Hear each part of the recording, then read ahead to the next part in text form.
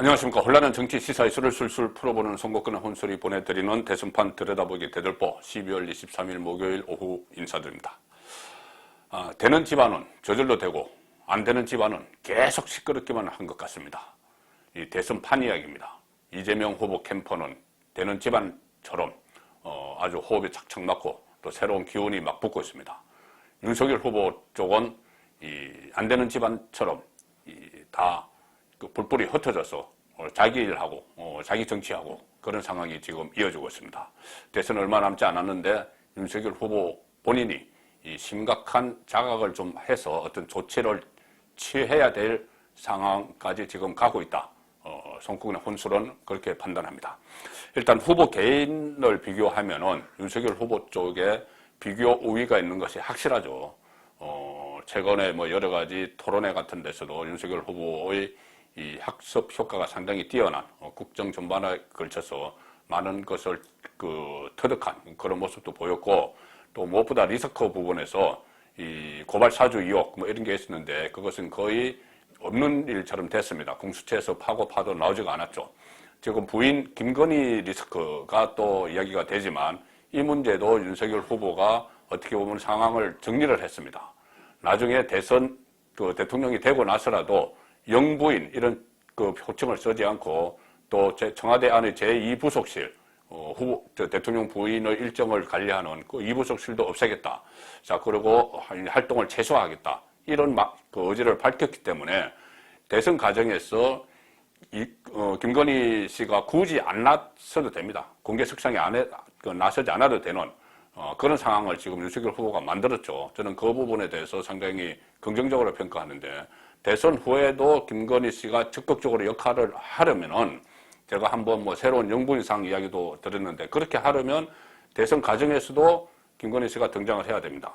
그런데 대선 후에 대통령 후보 부인상을 새롭게 하면서 과거 영부인 이런 것을 하지 않겠다면 이 대선 과정에서 아주 제한적으로 움직여도 되는 것이죠.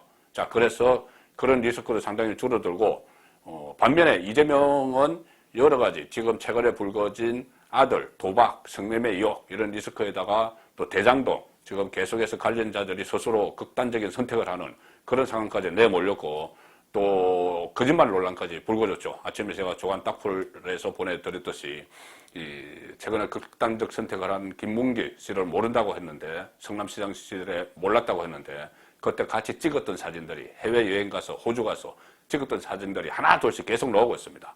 그러니 완전히 거짓말이 확인이 되는 것이죠.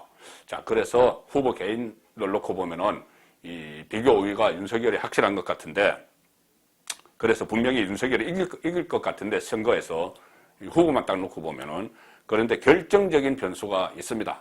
다들 느끼시겠지만 이 윤석열은 선대위 캠퍼 자체, 그리고 캠퍼 자체가 리스크고 또 하나 리스크가 있습니다. 뭐냐면은 경선에서 끝까지 경합을 했던 2위 후보였던 홍준표도 리스크가 되고 있습니다.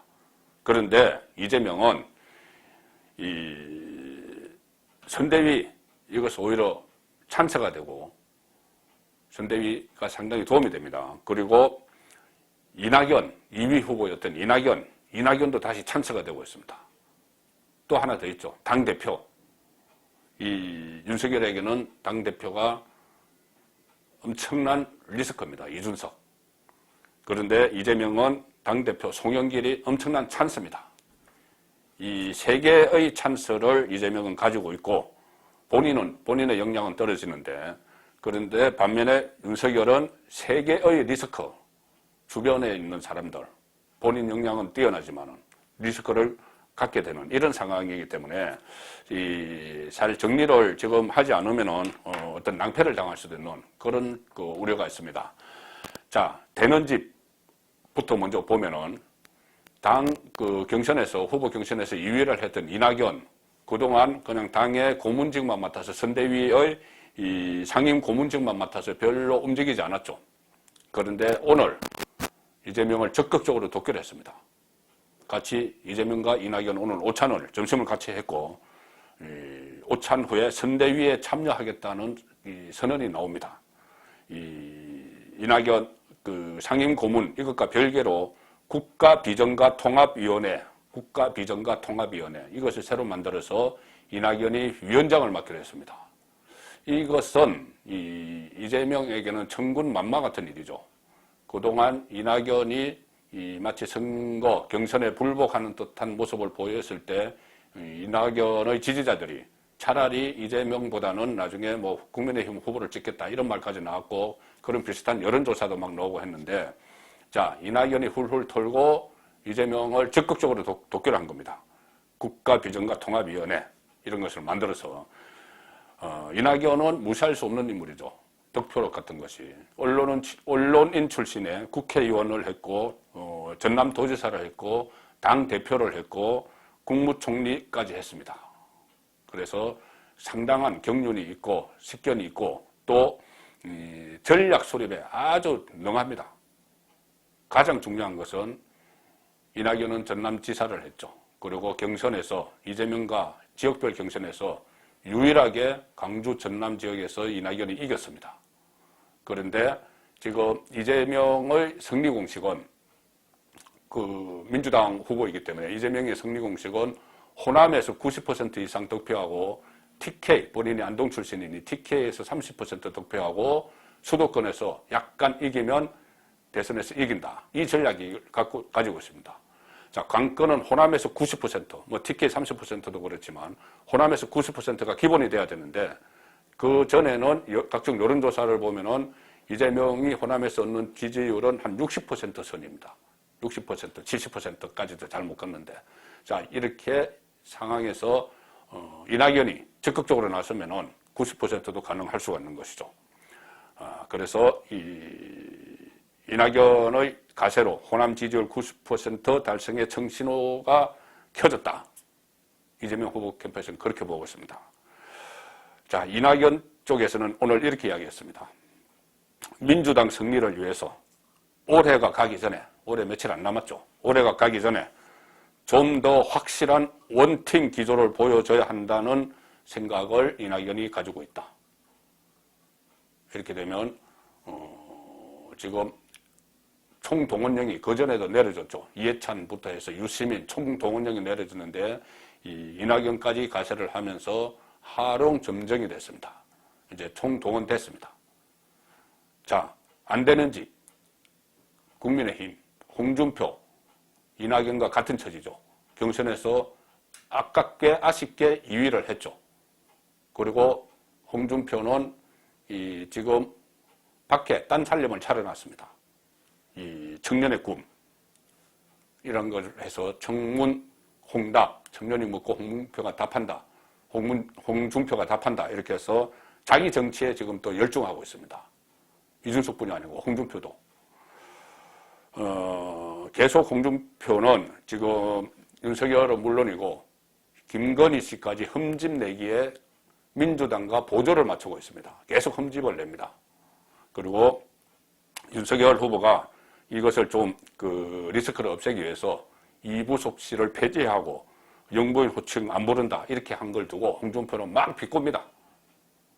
오히려 리스크를 더 부추기는 거죠. 홍준표 이렇게 이야기했습니다. 처갓집 리스크 정리를 위해서 영부인 제도를 없애겠다고 한 것 같아.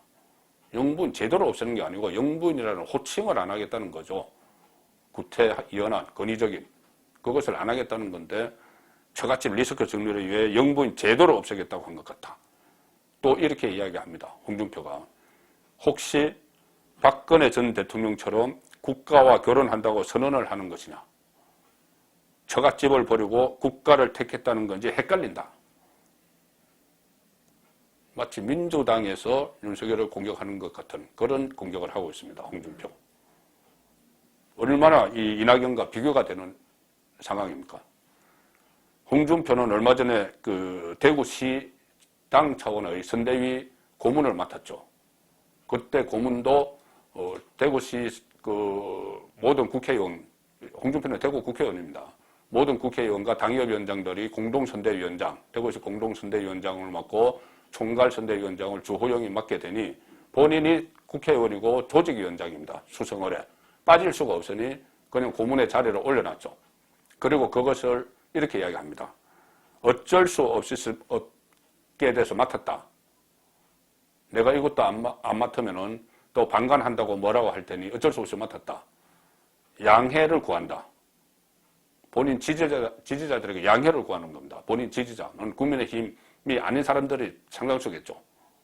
그게 국민의힘 국회의원이 그 국민의힘 지지자들을 향해서 하는 것이 아니고 본인 지지자들을 향해서 내가 그 윤석열 캠프, 저 대구시 선대위 고문이라도 맡았으니 미안하다.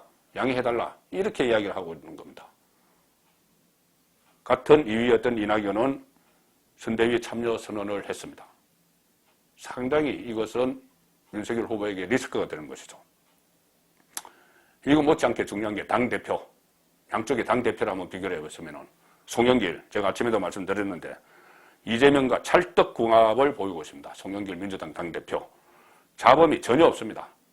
전혀 없고 송영길은 윤석열 그리고 김건희 공격에 지금 집중합니다. 자기 존재감은 전혀 드러내지 않죠. 그리고 이재명이 지금 장점이라고 판단하는 토론회, 맞짱 토론회 횟수를 늘리기 위해서 윤석열에게 계속 압박을 하고 관련 법까지 막 개정하려고 하는 그런 모습을 민주당 당대표는 보이고 있습니다. 자, 송영길은 상임선대위원장 겸 당대표죠. 국민의힘 이준석도 상임선대위원장 겸 당대표였습니다. 그런데 본인의 개인 감정 이런 것 때문에 혹은 김종인을 부각시키기 위해서 전략적 차원에서 자기 정치를 위해서 상임선대위원장은 때려치웠죠. 때려치우고 당대표직은 가지고 있는데 이 당대표직을 가지고 당 내부를 겨냥해서 계속 총질을 하고 조준 사격을 하고 있습니다. 어제 오늘 종일 이준석은 이 방송 저 신문 막 다니면서 종일 내부에 대고 총질을 합니다. 오늘은 참 유치한 수준의 이야기까지 막 하고 있습니다. 정말 유치합니다. 뭐라고 했냐면 장제원이 본인이 윤핵관이라고 지목한 장제원이 왜 선대위도 모르는 일을 아느냐? 윤핵관이기 때문 아니냐? 이러면서 사례를 든 것이 정말 유치하기 짝이 없습니다. 당대표라는 사람 입에서 놓을 말인지 이렇게 이야기합니다. 장제원이 임태희 총괄상황본부장이 후보 사모님 험담했다고 얘기했다더라. 임태희가 김건희 씨에 대해서 험담을 했다. 그것을 장제원이 그런 이야기 했다더라. 그런 걸 어떻게 하느냐? 윤핵관이기 때문에 아는 거 아니냐? 이런 이야기죠.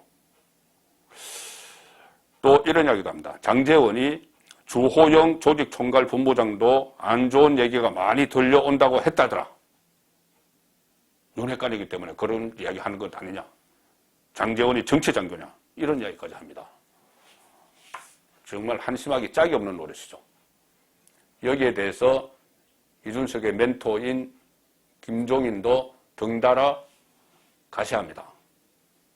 자, 이렇게 했습니다. 오늘 이준석을 편들면서 소위 말하는 이준석이 지어낸 용어죠. 윤핵관에 대해서 경고를 합니다. 김종인 대선 후보와 개인적으로 가까우니 나름대로 무엇을 해야겠다는 분들이 많이 있다. 임무 이외의 기능을 발휘하려 해서 불협화음이 생기는 것 같아. 자, 불협화음은 양쪽이 부딪혀야지 불협화음이죠. 이준석이 저렇게 목리를 부리고 하는데 당 선대위도 떠나고 하는데 거기에 대해서는 말을 하지 않고 이준석이 지목한 윤핵관이라는 정체불명의 거기에 대해서 손가락질을 하고 있는 겁니다.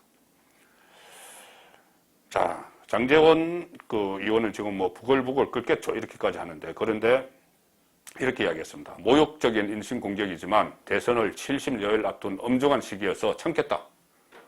내가 대응하면 여당만 이롭다. 지금 대응하지 않더라도 이준석은 여당만 이렇게 하는 것이죠. 자, 이렇게 말씀드리고 나니 이 총괄 선대위원장 리스크도 보입니다.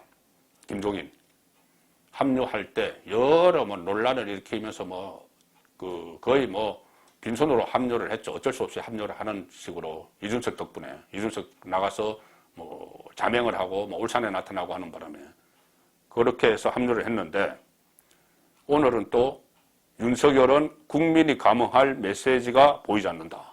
이렇게 비판을 했습니다. 후보를 오히려 비판합니다. 자, 그래서 지금 김종인 총괄선대위원장도 리스크인데 민주당을 보시면은 민주당은 송영길 상임선대위원장 외에 공동선대위원장들이 있는데 누가 선대위원장인지도 모를 정도로 본인들은 뒤로 가서 보이지 않는 곳에서 선거운동을 막 합니다. 그런데 김종인은 본인의 존재감을 부각시켰는데 더 열중이죠. 당대표, 송영길, 이렇게 윤석열, 김건희 씨를 집중적으로 마크해서 오히려 이재명 쪽에서는 뭐 네거티브 하지 않겠다. 뭐 김종인이 네거티브 하지 말자고 했죠. 그래서 김종인이 이야기한 것처럼 네거티브 않겠다 하면서 이재명은 거기서 빠지고 송영길이 대신 윤석열 후보 부부를 공격을 하는 그 상황인데 이준석은 지금 자기 정치하느라고 철없이 이렇게 무슨 유치한 수준으로 막 이러는 것처럼 윤태희가 무슨 후보 부인을 험담을 했다고 장제원이 이야기했네 이런 것을 지금 이야기할 때가 아니죠. 그래서 민주당의 송영길, 이재명이 더 빛나게 만들기 위해서 본인들의 뒤로 숨어 있는데 국민의힘은 김종인, 이준석이 윤석열 후보보다 더 앞장서서 존재감을 가시하느라고 여념이 없는 이 상황입니다. 자, 그래서 어떤 특단의 조치가 없으면은 문재인 정권이 지금까지 야당 보고로 버텼는데 이번에는 윤석열 주변 인물 보고로 실제로 정권을 재창출할지도 모르는 그런 상황으로 흘러가고 있습니다. 송국근의 대들보였습니다.